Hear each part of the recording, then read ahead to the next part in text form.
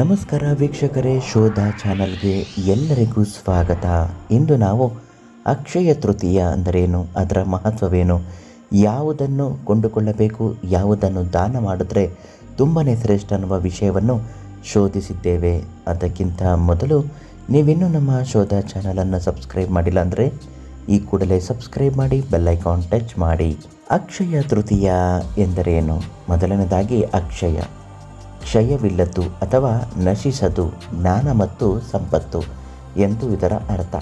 ಈ ದಿನದಂದು ಮಾಡಿದ ದಾನ, ಧರ್ಮ ಮತ್ತು ಸತ್ಕರ್ಮಗಳ ಫಲವು ಎಂದಿಗೂ ನಾಶ ಆಗುವುದಿಲ್ಲ ಎಂಬುದು ಭಕ್ತರ ಅಚಲ ನಂಬಿಕೆ.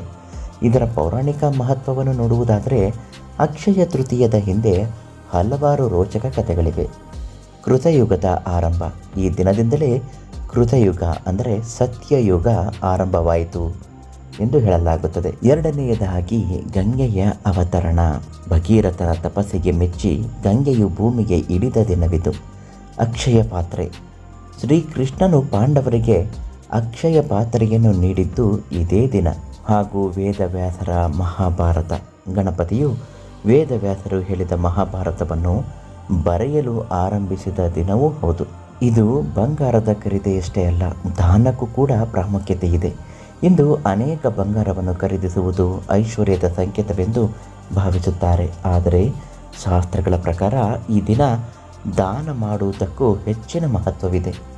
ಬಡವರಿಗೆ ಅನ್ನದಾನ ಮಾಡುವುದು, ಬಿಸಿಲಿನ ತಾಪ ತಣಿಸಲು ನೀರು, ಮಜ್ಜಿಗೆ ಅಥವಾ ಛತ್ರಿಯನ್ನು ದಾನ ನೀಡುವುದು, ನಮ್ಮಲ್ಲಿರುವ ಜ್ಞಾನವನ್ನು ಇತರರಿಗೆ ಹಂಚುವುದು ಕೂಡ ಒಂದು ರೀತಿಯ ಅಕ್ಷಯದ ಸೇವೆ.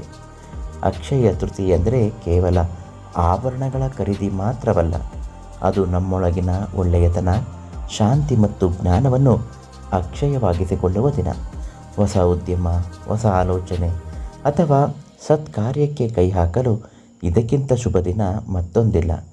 ಇದು ಶೋಧ ಚಾನಲ್ಗೆ ನಾವು ಶೋಧಿಸಿರುವಂತಹ ಅಕ್ಷಯ ತೃತೀಯದ ಒಂದು ಪುಟ್ಟ ಮಾಹಿತಿ.